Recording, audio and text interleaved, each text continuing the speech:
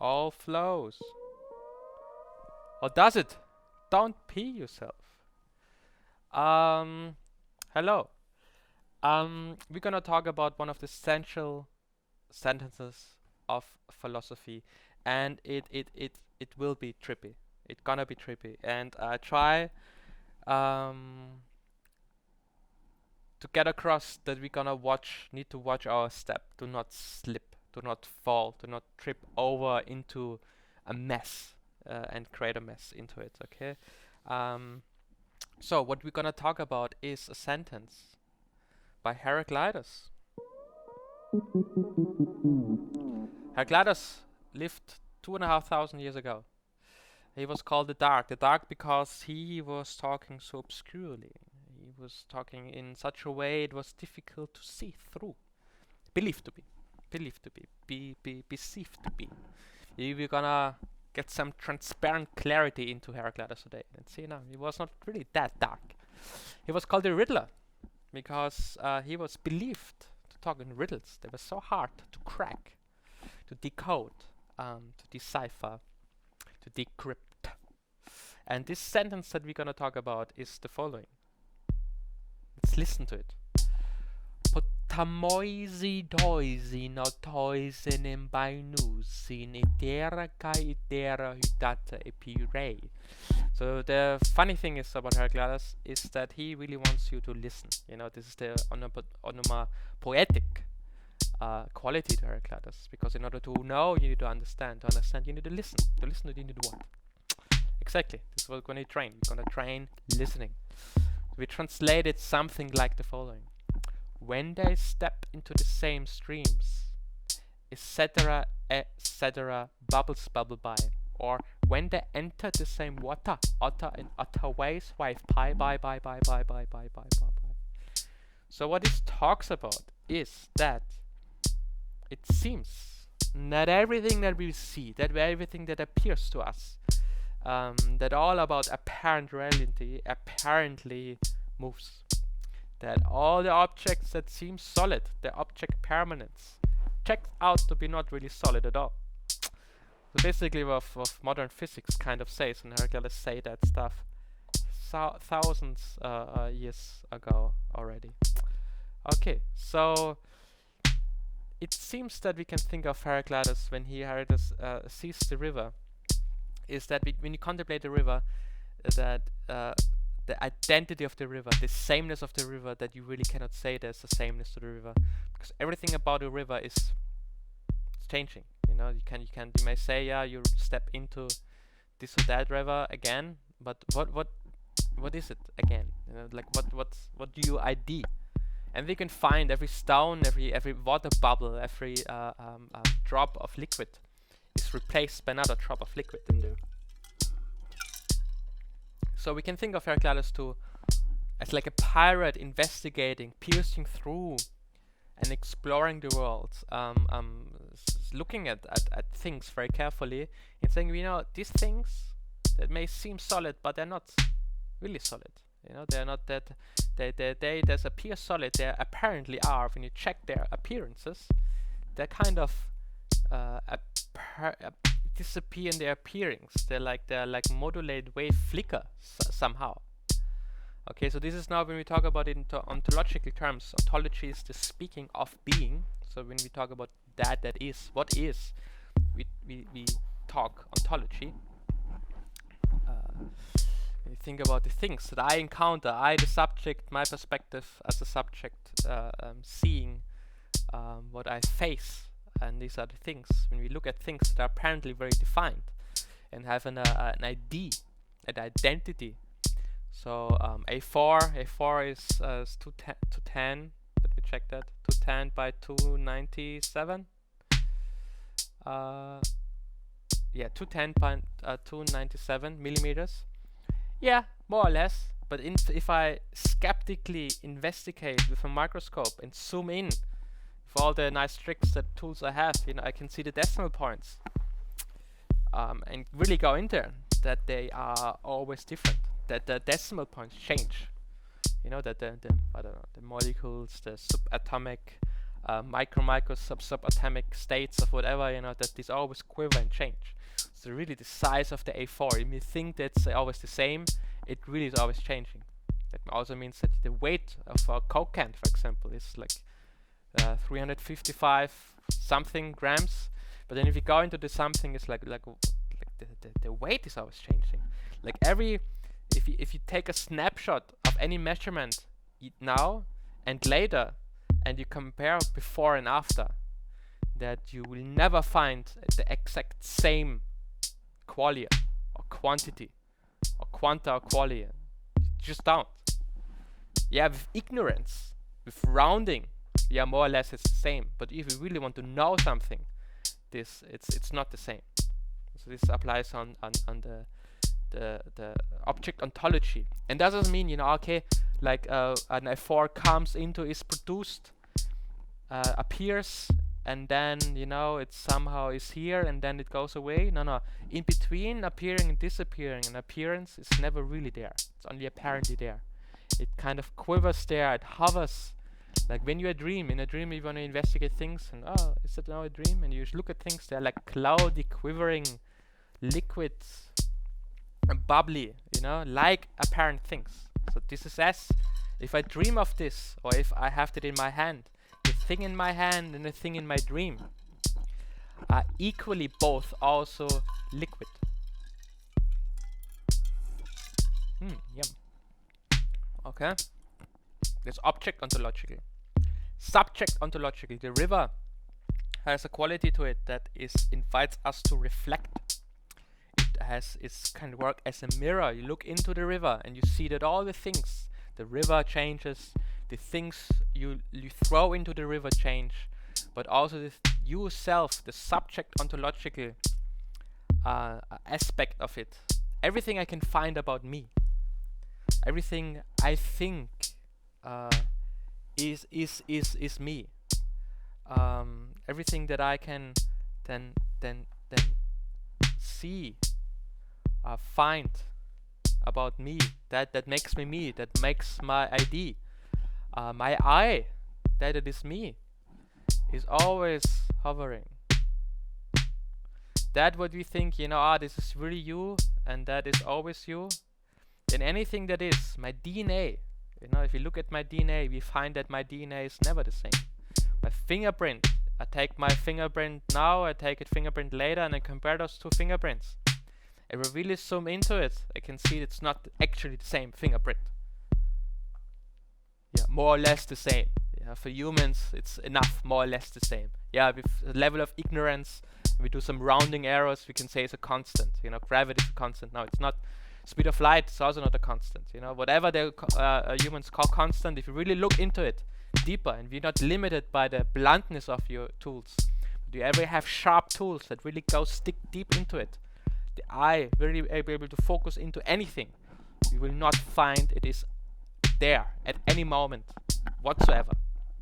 Okay, this is that when I now think about me, the who I am, what is it me? What is my soul, my emotions, my memory, my likes, my dislikes, myself or whatever, that anything I find is subject to change, is subject to the non-identical. Okay, that any word, if I say the word and I say it again, and it sounds like I say the same word. I say word, and I really try hard to make it the same, but it's similar, maximum similar. If I make the recording, throw the waveform in my audio tool, analyze it, I can see the waveform is different.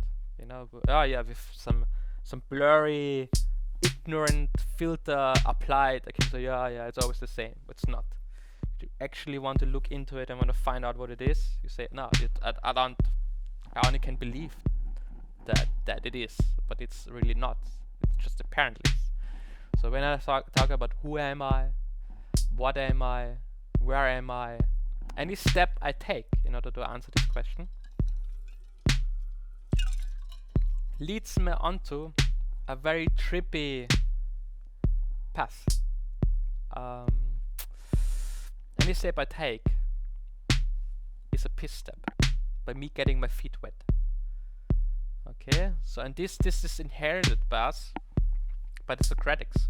This liquid influential reading, you have this with the Socratics. Socrates apparently looked at what Heraclitus wrote, and this is what Socrates had to say. What I grasp is excellent, and I dare say what I do not grasp too. But it needs at least a daily diver to sail through it, to go to the bottom of it, to dive down and get the pressure core of it. Okay, and that the problem is that Socratics they get the feet wet, and this is a piss step. They walk into the river. They step into the river. This is a piss step. PP. Socratics peed themselves. Okay, and this is also the reading that we have some odd, strange, wrong readings of Heraclitus. No reading that I ever came across was spot on, because it always was shaped by the Socratic reading, the liquid reading of Heraclitus, like the following. So Plato Socrates says that Heraclitus says something like everything goes and nothing stays, or everything clears or passes and nothing stays, because Heraclitus compares everything with a river by saying you cannot step twice into the same river. Alright, so the Socratics make steps. In particular, when they talk about reality, they use the onta and the panta. These are neuter plurals. And with the Socratics, that's that's when they get wet. That's when they drink themselves, and the name of their poison is the following: stillness doesn't exist. Stillness, solidity, truth, understanding doesn't exist because it cannot be found. And this is now invites us to the epistemological reading. Epistemology speaks of understanding, and the Socratics understand the following: that this cannot be understood. That meaning things that change cannot be known. You cannot get familiar with something because it's never really there. So you cannot introduce yourself because you don't know who or what you are, and you cannot be introduced to anything else because anything else is always fading. It's always disappearing in its appearing, says goodbye, apparent phenomena. So Socratics understand this problem, that there is no access to knowledge, that is only belief. So for example, if Socrates says the very famous line, I know that I don't know, Socrates really doesn't know that. He believes that he knows that he doesn't know. And that's where the Socratics drown. And that is the death sentence to the Socratics. Socrates died due to drinking. Yeah, he drank a potion. He was sentenced to drink. They drown. And Heraclitus is not about drowning. He's not about stepping into river. He's not about getting your feet wet. Because he says, the most wisest, the most sophisticated and best psyche, soul, is dry, fire. It's fiercely dry. But if he would say everything is wet, why wouldn't he conclude, therefore you need to drink? Because you need to go with the flow. Just step around and just go with the flow. Doesn't say that. Doesn't say don't get wet. Or here's another joke of Heraclitus. An adult when drunk is led by a baby child, falling, not perceiving where it goes, having a wet psyche. It's very funny. Or another translation. A grown-up when on meth. The Greek word Heraclitus uses the origin for meth, methuste, meth, where meth comes from, intoxication. A grown-up when on meth, intoxicated. A grown-up when on meth is led by an ungrown-up, being misled, not getting where it gets, having a pee-pee soul. A full-grown when filled up is agitated by an ungrown child misstepping, not adhering where it steps, having a fluid psyche. That's how it looks, that the joke is babies cannot be still. Toddlers always tremble. Like drunk grown-ups when they are drunk, trip and fall over. They cannot be. They are not sober. Sobering is associated here with dryness. Okay, Heraclitus talks about you should get wet. He makes fun about getting wet, peeing yourself. He makes fun about liquids, so it doesn't compute that's Heraclitus' conclusion. Everything flows, so it's all about flow. No, it doesn't say it. Apparently says, but not really. Heraclitus says, he's also not a fan of plurality, about that neuter plural. That there's a lot of things going on. He says that for the waking, those who are awake, yes, we are awake, hello, good morning. The cosmos is one and common. Who is awake, we share one common world. It's obvious, right? It's one world. We share them. But also that every one of the sleeping is turned away into an idiotic own one. Idion is own.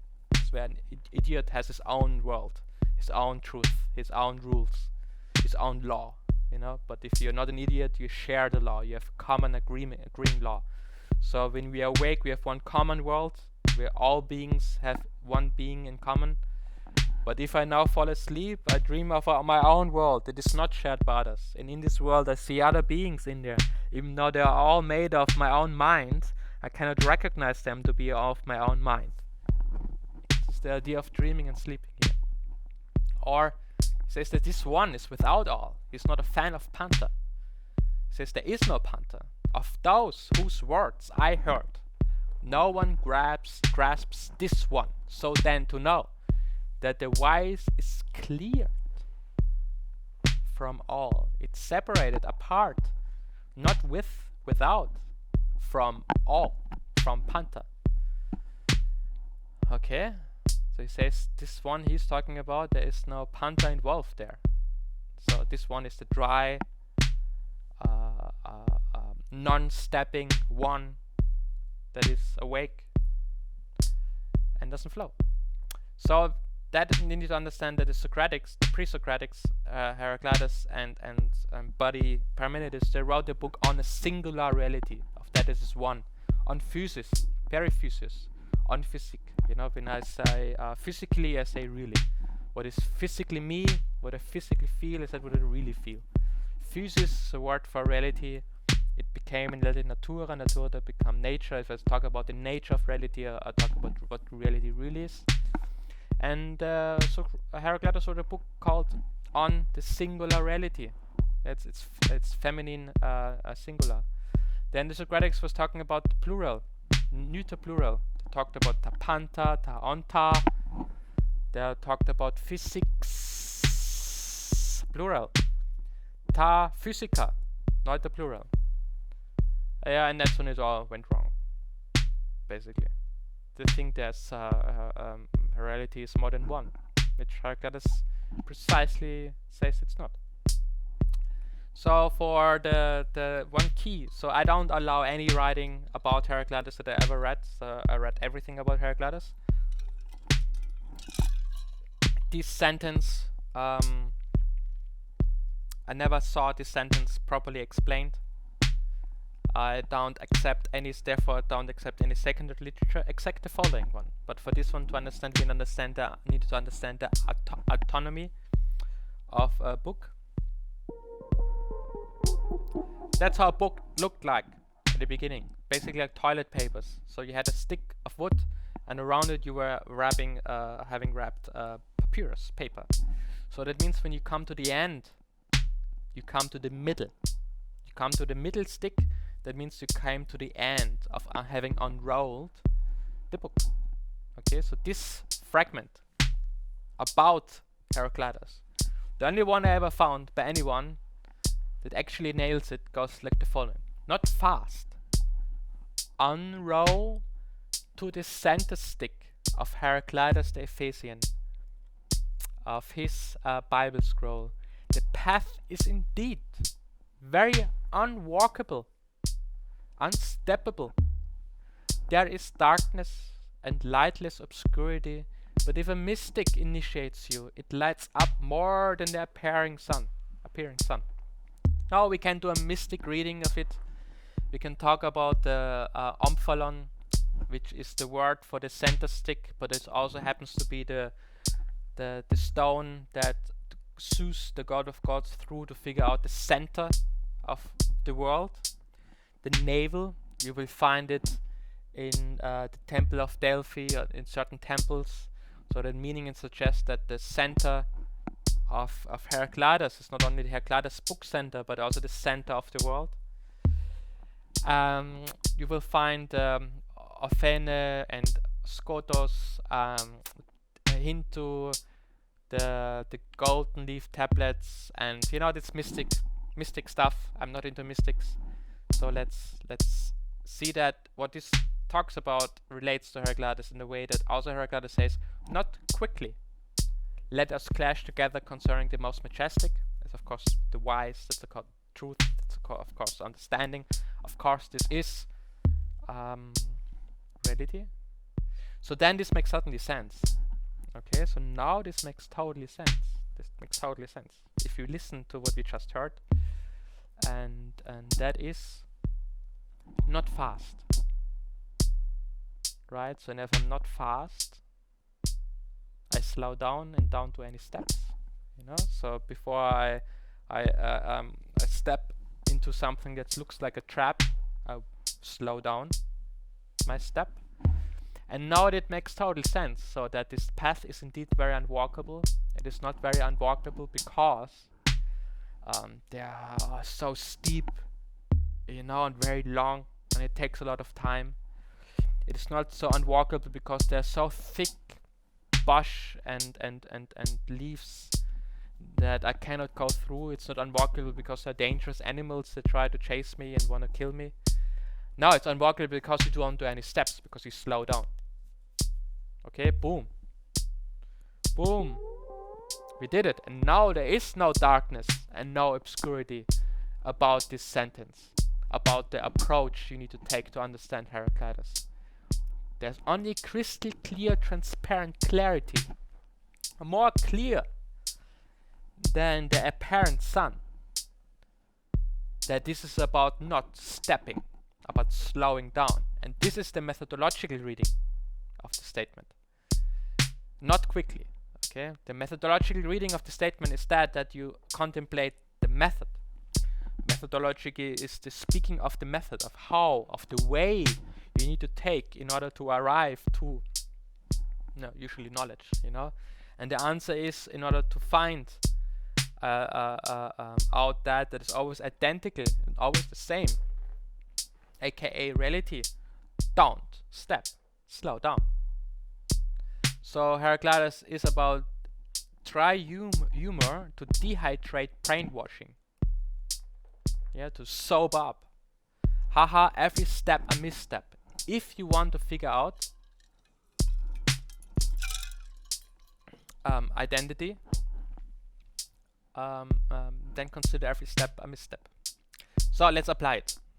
Okay, let's apply our new arrived understanding, which is not new at all, on the subject at hand, which is, of course, we want to figure out that what is really real. You know, because if we talk about that as apparently real, you cannot figure it out.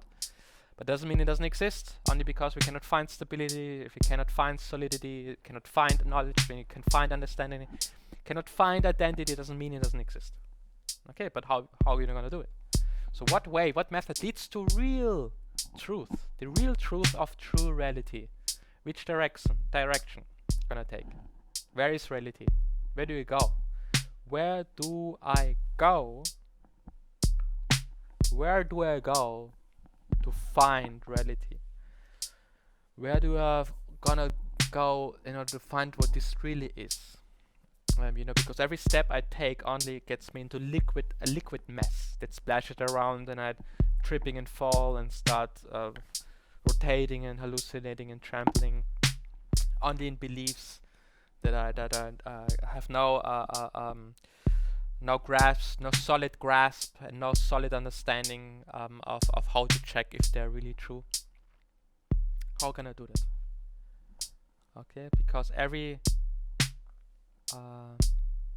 method that I apply, every way that I apply, and method is methodos. It's that after on a path. It's where you're after something on a path. It's step by step. All methods All scientific methods, all of them, there's sequentiality to it. There's one after another after another. There's a before and after. There's a step, there's a sequential, systematic ordering to the task involved in doing a scientific inquiry. And that's scam alert. Okay, this is a scam alert we have, you know? Because the first step on the path to reality is a crappy trap. And the trap is that the real truth is a way. Right? Because I can't find it, real truth. I can only find belief if I do steps. Okay, so that means no way can there be a way, or to sound smart, a method to find reality. Ha ha ha. Doesn't compute. So that means I can only find apparent clarity. It checks out to be some sort of liquid, funny joke that I cannot wrap my head around. But that doesn't mean it doesn't exist. Doesn't mean that clear clarity doesn't exist. Because the other option is for it to exist. That's the only other way. If I cannot find it, the only other explanation for its existence is that it's already here. That it hides in plain sight. Okay, so there's true treasure maps in order to find clear clarity. The conventional, the stepping approach, the methodological one, scientific methods that produce only belief, try to reach aim, needed to overcome. In order to reach the aim, they need to overcome what is in the way. To apply the shortcut, to apply the methodological reading of Heraclitus, if the aim is true truth, aka solidity, basing yourself on the ground, fundamental ground of what this is. The way is in the way. Therefore, the shortcut is to stop. Who stops wins the race to reach the royal realm of real reality. Right?